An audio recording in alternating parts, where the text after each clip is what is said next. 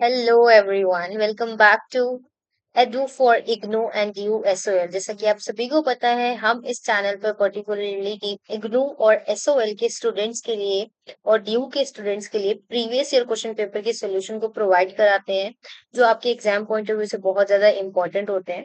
तो आपको हमारे चैनल को जरूर फॉलो करना है, और किसी भी सब्जेक्ट का सोल्यूशन चाहिए आपको जो हमने नहीं करवाया है, तो आप हमें कमेंट सेक्शन में बता सकते हैं। हम ट्राई करेंगे आपको जल्द से जल्द प्रोवाइड कराने के लिए।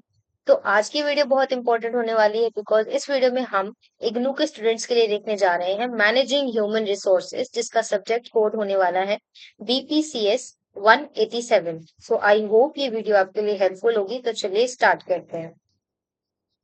तो जैसे कि आप सभी को पता है, इस वीडियो में हम देखने जा रहे हैं मैनेजिंग ह्यूमन रिसोर्सेज। वह स्क्रीन हम बड़ा कर लेते हैं सो दैट आपको क्वेश्चंस को समझने में आसानी हो सके।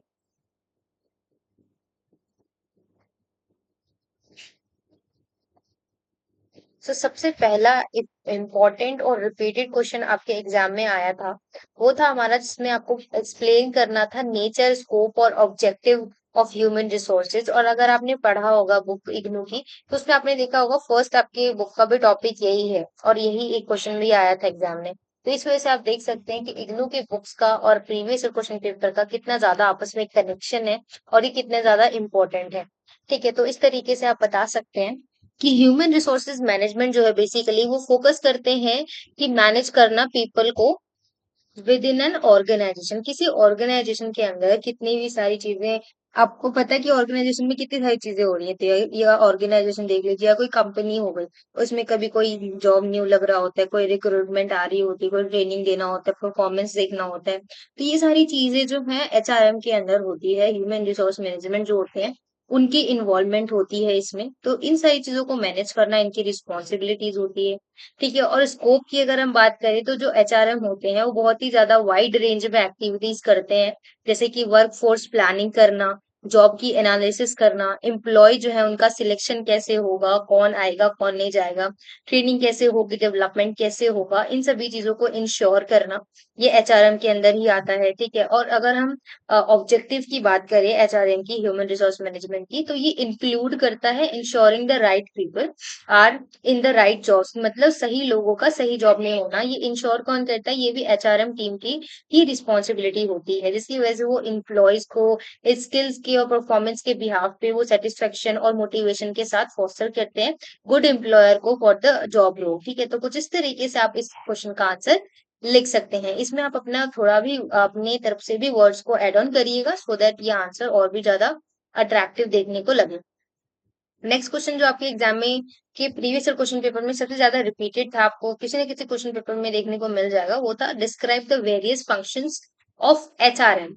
ठीक है, या एचआर डेवलपमेंट। ठीक है, तो ह्यूमन रिसोर्स डेवलपमेंट जो है, जिसको हम एचआरडी कहते हैं, वो फोकस करता है बेसिकली ग्रोथ और डेवलपमेंट को, जैसा कि इसके नाम से पता चल रहा है कि किसी भी ऑर्गेनाइजेशन के जो एम्प्लॉयज हैं उस चीज उस बिहाफ पे। प्राइमरी फंक्शंस की अगर हम बात करें, तो ट्रेनिंग देना, डेवलपमेंट करना, करियर डेवलपमेंट करना, परफॉर्मेंस को मैनेज करना कि किसी एम्प्लॉय का जो परफॉर्मेंस है वो कैसा चल रहा है, ऑर्गेनाइजेशन डेवलपमेंट करना, एम्प्लॉय के रिलेशन क्या है उस बिहाफ पे देखना। तो एचआरडी जो है बेसिकली इनहांस करता है इंडिविजुअल और ऑर्गेनाइजेशनल परफॉर्मेंस को, साथ साथ इंश्योर करता है कि जो एम्प्लॉयज है ना, वो अपॉर्चुनिटीज और सपोर्ट्स को साथ में देखें और एक दूसरे को हेल्प करें, डेवलप करें, और उनकी जो मतलब चीजें हैं देयर फुल पोटेंशियल, मतलब अपने फुल पोटेंशियल का यूज करके वो चीजों को करें। ठीक है, तो कुछ इस तरीके से आपको आंसर लिखना था, आप चाहें तो वीडियो पॉज करके लिख सकते हैं। नेक्स्ट हम देखते हैं क्वेश्चन नंबर थर्ड, जिसमें आपको डिस्कस करना है the type of cross cultural issues is organisation and explain Hofstede's model of cultural dimension. तो again this question is very important. इसमें पूछा गया है cross culture issues in organisation arise from differences in cultural backgrounds, of course, which can affect communication, work style, behavior. Types of cross culture issues की बात करें, तो हमारा होता है जैसे कि कम्युनिकेशन बैरियर्स हो गए। आप सभी को पता होगा, अगर आपने कम्युनिकेशन सब्जेक्ट पढ़ा होगा, तो कम्युनिकेशन में बैरियर्स क्या हो सकते हैं कि डिफरेंट लैंग्वेज हो सकता है, non verbal verbal communication style हो सकता है, मिसअंडरस्टैंडिंग, ये सारी कम्युनिकेशन बैरियर्स होते हैं। ठीक है, उसी के साथ साथ डिफरेंट वर्क एथिक्स, मतलब काम करने का एथिक जो होगा सबका अलग होगा, बिकॉज सभी कल्चर अलग है, सभी लोगों का अथॉरिटी अलग है, मतलब लोग अलग अलग एरियाज से आते हैं, डाइवर्स लीडरशिप स्टाइल होता है। ठीक है, ये सारी चीजें हैं हो गई। और वेरी डिसीजन मेकिंग प्रैक्टिसेस हो गए, पावर डिस्टेंस हो गया, ये सभी चीजें। ठीक है, तो डाइवर्स लीडरशिप स्टाइल होता है, वेरी डिसीजन मेकिंग प्रैक्टिसेस होती हैं, पावर डिस्टिंक्शन होते हैं। ठीक है, तो ये सभी चीजें, ये पॉइंट्स हमें बताते हैं कि किस तरीके से क्रॉस कल्चर इश्यूज जो होती हैं वो किसी ऑर्गेनाइजेशन के अंदर हो सकती है। ओके, अब देखते हैं हम हाउ जो हॉफस्टेड्स हैं उनके मॉडल के बारे में बात करें तो उनका मॉडल दिखाता है पावर डिस्टेंस के बारे में, इंडिविजुअल और कलेक्टिविज्म के बारे में, मस्कुलिनिटी और फेमिनिटी, अनसर्टेनिटी अवॉइडेंस के बारे में, long term versus short term जो ओरिएंटेशंस होते हैं जो फोकस करते हैं फ्यूचर रिवॉर्ड्स को। ठीक है, इंडल्जेंस वर्सेस रेस्ट्रेंट, ये सभी चीजों पे पॉइंट पे फोकस करता है जो हमारा हॉफस्टेड्स का मॉडल है वो। ओके, तो नेक्स्ट हम देख लेते हैं, नेक्स्ट क्वेश्चन नंबर 4 है हमारा, जिसमें हमें डिफाइन करना है ग्लोबलाइजेशन को और डिस्कस करना है रिलेवेंस को, इम्पैक्ट को एंड टाइप्स ऑफ ग्लोबलाइजेशन को। तो ग्लोबलाइजेशन जो है बेसिकली रेफर करता है to the process of increasing interconnectedness and interdependence among countries, जो एक दूसरे कंट्रीज होती हैं उनका सभी में आपस में कनेक्टेडनेस होना, इंटरडिपेंडेंस होना, वो चीज जो है ग्लोबलाइजेशन दिखाती है। या तो वो गुड्स हो सकते हैं, सर्विसेज हो सकते हैं, capital, information, people across border, मतलब ये सभी चीजों का फ्लो होता है। ठीक है, रिलेवेंस की बात करें तो ग्लोबलाइजेशन जो है एक रिलेवेंट है बिकॉज ये बहुत ही इन्फ्लुएंस करता है इकोनॉमिक ग्रोथ को, कल्चरल एक्सचेंज भी इसकी वजह से होता है, टेक्नोलॉजी अचीवमेंट्स भी हमें मिलती है, हेल्थ इश्यूज को भी उसको फोस्टर करने में हमें हेल्प मिलती है। अब इम्पैक्ट की बात करें तो जो ग्लोबलाइजेशन है इसका पॉजिटिव और नेगेटिव इम्पैक्ट है, हर चीज के पॉजिटिव और नेगेटिव होता है, इसी तरीके से ग्लोबलाइजेशन का भी इम्पैक्ट जो है हमारा पॉजिटिव के साथ साथ नेगेटिव भी हुआ है। पॉजिटिवली बात करें तो ये जो लीड करता है हमारे इकोनॉमिक डेवलपमेंट को और इम्प्रूव करता है स्टैंडर्ड ऑफ लिविंग को। ठीक है, और नेगेटिवली बात करें तो ये रिजल्ट हो सकता है एक तरीके से जॉब लॉसेस का, मतलब इसकी वजह से क्या हो रहा है कि कई लोगों को जॉब अपना लूज का मतलब छोड़ना पड़ा या फिर उनकी जॉब चली गई। कल्चरल होमोजाइजेशन होता है, जैसे कि आप एग्जांपल दे सकते हैं कि वेस्टर्न कल्चर का हमारे इंडियन कल्चर पर बहुत ज्यादा असर पड़ रहा है आजकल। ठीक है, तो वो एक नेगेटिव इम्पैक्ट हो सकता है, लोग अपनी कल्चर की ट्रेडिशन को भूल रहे हैं। ठीक है, और अगर हम टाइप्स की बात करें तो इकोनॉमिक ग्लोबलाइजेशन होता है, कल्चरल होता है, पॉलिटिकल ग्लोबलाइजेशन होता है। ठीक है, तो और टेक्नोलॉजिकल और सोशल ग्लोबलाइजेशंस भी होते हैं। तो नेक्स्ट क्वेश्चन नंबर 5 पे आते हैं, जिसमें आपको डिफाइन करना है जॉब एनालिसिस को और डिस्कस करना है यूज ऑफ जॉब एनालिसिस को। तो जॉब एनालिसिस की बात करें तो एक तरीके से का ये प्रोसेस होता है of systematically gathering document and analysing information about job duties, responsibilities, necessary skills, इन सभी चीजों के बारे में जब हम इंफॉर्मेशन डॉक्यूमेंट गैदर करते हैं तो ये जो एक तरीके का जॉब एनालिसिस होता है। यूज ऑफ जॉब एनालिसिस की बात करें हम तो उसमें हमारा होता है recruitment, selection, training development, performance appraisal करना।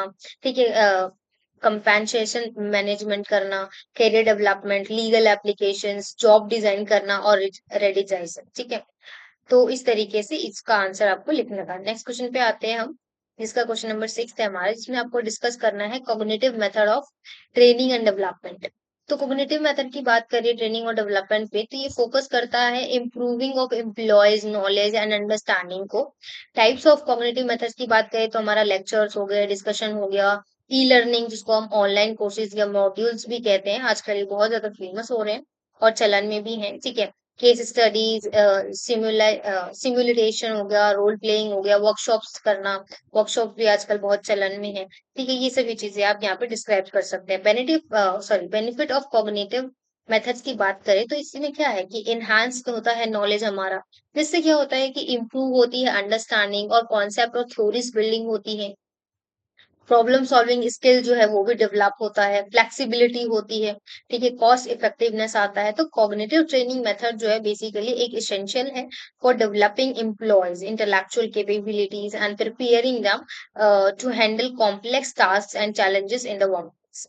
ओके, तो इस तरीके से आपको इसका आंसर फ्रेम करना था। नेक्स्ट क्वेश्चन नंबर 7 देखते हैं, जिसमें आपको डिस्कस करना है different strategies to reduce employee turnover and ensure employee retention. तो देखिए इससे क्या, इसका मतलब है कि रिडक्शन एम्प्लॉय टर्नओवर क्या है कि ensure retention are crucial for organization stability, किसी भी ऑर्गेनाइजेशन की स्टेबिलिटी के लिए बहुत इंपॉर्टेंट है और उसके परफॉर्मेंस के लिए भी। तो स्ट्रैटेजीज हो सकती हैं जैसे कि कॉम्पिटिटिव कंपनसेशन एंड बेनिफिट्स देना, करियर डेवलपमेंट अपॉर्चुनिटीज देना सभी को, ठीक है, एम्प्लॉयज को उनका ग्रोथ दिखे प्रोफेशनली, पॉजिटिव वर्क एनवायरनमेंट देना, वर्क लाइफ बैलेंस होना। इस वजह से क्या होगा, एम्प्लॉयज की स्टेबिलिटी बनी रहेगी और एम्प्लॉय का रिकॉग्नाइजेशन होना, एक्नॉलेज करना, रिवॉर्ड देना, ठीक है, इफेक्टिव लीडरशिप इंश्योर करना कि जो मैनेजर है, लीडर है, वो अप्रोचेबल हो सके, सपोर्टिव हो और केपेबल हो सभी को फोस्टर करने के लिए। ओके। और एम्प्लॉय का एंगेजमेंट बढ़ाना, क्लियर कम्युनिकेशन करना, जो बात है वो सीधी सीधी बताना, जॉब की सिक्योरिटी होना, सपोर्ट ऑनबोर्डिंग करना, ये सभी चीजें जो है by implementing these strategies organization can create a work environment that encourage loyalty and reduce the livelihood of employing living, ठीक है। तो एम्प्लॉय का लीव करने के रीजंस इस कम किए जा सकते हैं अगर अब मेंशन पॉइंट्स को अगर फॉलो किया जाता है तो। देखिए, तो आप इस तरीके से लिख सकते हैं और आपको वीडियो पॉज करके चाहें तो आप लिख सकते हैं, ठीक है। तो नेक्स्ट क्वेश्चन नंबर 8 पे आते हैं जिसमें आपको एक्सप्लेन करना है कॉन्सेप्ट एंड एम्प्लॉय एंगेजमेंट को। कॉन्सेप्ट की बात करें तो एम्प्लॉय एंगेजमेंट रेफर करता है to the leave of an employee, emotional investment, ठीक है, और कमिटमेंट टू देयर ऑर्गेनाइजेशन, की कैसे कमिटमेंट किया है ऑर्गेनाइजेशन का और वो नहीं छोड़ सकते हैं, ये सारी चीजें, ठीक है। एंगेज करना, एम्प्लॉयज को are enthusiastic about their work, ठीक है, take positive actions to further organization. Employee की एंगेजमेंट की बात करें तो इमोशनल कमिटमेंट हो गया, मोटिवेशन हो गया, प्रोडक्टिविटी हो गया, जॉब सेटिस्फेक्शन, ऑर्गेनाइजेशनल लॉयलिटी, ठीक है। तो इन सभी चीजों पे ध्यान रखकर ये सारी चीजें फोस्टर करी जा सकती हैं।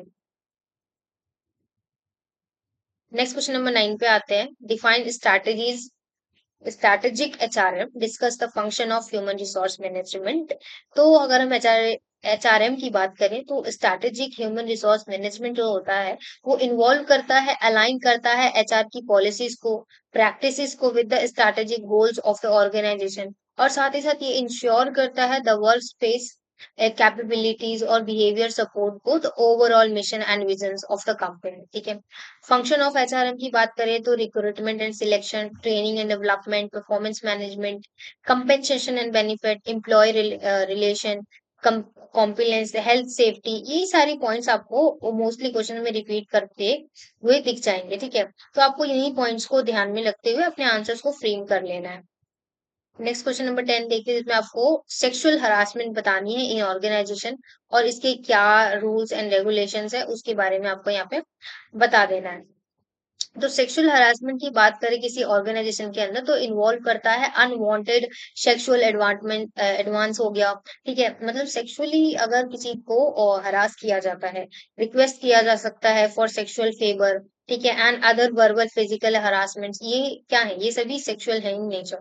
It can occur between colleague, supervisors and even customers और एम्प्लॉयज, ठीक है। टाइप्स ऑफ सेक्सुअल हरासमेंट की बात करें तो क्वाइट प्रो क्यूनो होता है हमारा, हॉस्टिटाइल वर्क एनवायरनमेंट होता है, ये दो टाइप्स होते हैं, ठीक है, जिसको आप बता सकते हैं। इम्पैक्ट की बात करें तो इमोशनल और साइकोलॉजिकल दोनों तरीके का स्ट्रेस इससे बिल्ड होता है और प्रोडक्टिविटी जो है वो इससे डिक्रीज होती है, मतलब कम हो जाती है, ठीक है, आप अच्छे से काम नहीं कर सकते। High turnover, hostile work environment can lead to higher employee turnover rates increase, because अगर सेफ्टी ही नहीं होगी तो कोई वहां पे काम क्यों ही करना चाहेगा, ठीक है। तो इसकी वजह से जॉब तो लोग ऑब्वियसली छोड़ेंगे ही, ठीक है। लीगल कॉन्सिक्वेंसेज, ये सारी चीजें होना। नेक्स्ट क्वेश्चन नंबर 11 पे आता है जिसमें आपको स्टेप्स बताने हैं to prevent sexual harassment. Sexual harassment को प्रिवेंट करने के लिए आप क्या कर सकते हैं, डेवलप कर सकते हैं, क्लियर पॉलिसीज बना सकते हैं कि अगर ऐसा हुआ तो ऐसा किया जाएगा, ठीक है, और ट्रेनिंग दिया जा सकता है, अवेयरनेस फैलाया जा सकता है, रिपोर्ट मैकेनिज्म हो सकता है, इन्वेस्टिगेशन किया जा सकता है टाइम टू टाइम, ठीक है, अब अप्रोप्रिएट एक्शन लिया जाता सकता है अगर ऐसा कुछ होता है तो, और सपोर्ट किया जा सकता है फॉर द विक्टिम, जो भी विक्टिम है उसको सपोर्ट करना, इस भी पॉइंट्स को ध्यान में रखा जा सकता है। रेगुलर रिव्यूज करते रहना कंटिन्यूअसली, मैंने आपको जैसे बताया कि कोई पॉलिसीज या ट्रेनिंग प्रोग्राम्स का लाइक कोई अनफॉलो तो नहीं कर रहा है, सभी चीजें फॉलो तो हो रही है ना, ये चीज एम्फेसाइज करना। ओके। नेक्स्ट क्वेश्चन नंबर 12 पे आते हैं जिसमें आपको एक्सप्लेन करना है various methods for collecting the job analysis information. Job analysis क्या होता है ये भी हमने थोड़ी देर पहले देखा, अब हम इसके इंफॉर्मेशन को कैसे कलेक्टेड करना है, इसके वेरियस मेथड्स को देखते हैं। जैसे कि हमारा हो गया इंटरव्यूज, क्वेश्चनरीज होते हैं जो जिसमें क्वेश्चंस मेंशन कर दिए जाते हैं और उसमें आपको उसका आंसर देना होता है। Observation, diaries, logs, work sample होता है, कई बार वर्क सैंपल मांगा जाता है। जॉब का परफॉर्मेंस कैसा रहा वैसा मांगा जाता है, आपका प्रीवियस एक्सपीरियंस कैसा था। क्रिटिकल इंसिडेंट टेक्निक्स मांगे जा सकते हैं, कॉम्पिटेंसी बेस्ड एनालिसिस हो सकता है। ठीक है, तो combining these methods provide a comprehensive view of the job. ठीक है, इस वजह से कॉम्प्रिहेंसिव व्यू मिलता है हमें जॉब का। नेक्स्ट क्वेश्चन नंबर 13 पे आते हैं, जिसमें आपको डिस्क्राइब करना है द टेक्निक ऑफ सिलेक्शन। इसमें आप बता सकते हैं सिलेक्शन टेक्निक जो होती हैं वो यूज होती हैं, आइडेंटिफाई होती हैं the best candidates for a job. जैसे कि application forms and resume, interviews हो गया, साइकोमेट्रिक टेस्टिंग हो गए, असेसमेंट सेंटर्स हो गए, वर्क सैंपल्स हो गए। अगेन वही सारे पॉइंट्स हैं, तो उसको मेंशन करके आप इस आंसर को कंप्लीट कर सकते हैं। ठीक है, और ये कुछ और पॉइंट्स हैं जिनको आप नोट डाउन कर सकते हैं। नेक्स्ट क्वेश्चन नंबर 14 पे आते हैं, जिसमें आपको on the job end of the job training methods के बारे में बता देना है। तो ऑन द जॉब की बात करें तो जॉब रोटेशन होता है। ठीक है, एप्रेंटिसशिप होता है, मेंटोरशिप होता है, कोचिंग होता है। ठीक है, और ऑफ द जॉब होता है, इसमें क्लासरूम ट्रेनिंग होती है, ई लर्निंग होता है, सिमुलेटेशन होता है, केस स्टडी, रोल प्लेइंग, ये सारी चीजें होती है। तो इन दोनों के बीच में इस तरीके से आप डिफरेंशिएट कर सकते हो, पॉइंट्स को लिख सकते हो। बोथ मेथड जो है इसेंशियल है वो किसी भी कॉम्प्रिहेंशन एम्प्लॉय की डेवलपमेंट के लिए। ठीक है, तो नेक्स्ट क्वेश्चन नंबर 15 पे आते हैं, जिसमें आपको एक्सप्लेन करना है concept of clear management, sorry career management. Career management क्या है कि इसमें इन्वॉल्व किया जाता है हमारा प्लानिंग को, मैनेजिंग करना इंडिविजुअल्स के करियर पाथ को विद इन एन ऑर्गेनाइजेशन। किसी भी ऑर्गेनाइजेशन के अंदर किसी भी इंडिविजुअल की जो करियर का पाथ है उसको मैनेज करना। ठीक है, ये एम करता है, अलाइन करता है पर्सनल करियर गोल्स के साथ साथ जो ऑर्गेनाइजेशन की नीड है, अपॉर्चुनिटीज है, उसको भी फुलफिल किया जा सकता है। कि एस्पेक्ट्स की बात करें तो self assessment, career planning, skill development, mentorship, career progression, इन सभी पॉइंट्स का ध्यान दिया जाता है। वर्क लाइफ बैलेंस, अगेन ये सारी चीजें हम ऑलरेडी डिस्कस कर चुके हैं, so there is no point of discussing it again and again. So question number 16, ये सभी क्वेश्चन ना बहुत इंपॉर्टेंट है और आप जैसा देख भी पा रहे होंगे कि हर एक आंसर में ना कुछ चीजें एक दूसरे से कनेक्टेड मिल जा रही है। तो इन्हीं आंसर्स को आप अच्छे से कर लीजिए आप, ताकि कोई भी क्वेश्चन आएगा एग्जाम में तो आप अच्छे से फ्रेम कर पाएंगे। और बिकॉज इन क्वेश्चंस के अलावा किसी और क्वेश्चन के आने के चांसेस ही नहीं है, because these are repeated questions from the previous question paper, right? So you can easily understand the importance of these questions. ठीक है, so next question 16 में पूछा गया है describe the various organizational initiatives to promote career development. Again, this is I guess repeated, so you can just read it out. Question number 17 पे देखते हैं हम, जिसमें आपको डिस्क्राइब करना है process and methods of performance appraisal. ये appraisal की बात है, तो इसमें सेटिंग ऑब्जेक्शन, ठीक है, और कंटिन्यू करना मॉनिटरिंग को, सेल्फ असेसमेंट, परफॉर्मेंस को रिव्यू करते रहना, फीडबैक और कोचिंग देते रहना, इन पॉइंट्स का ध्यान रखना।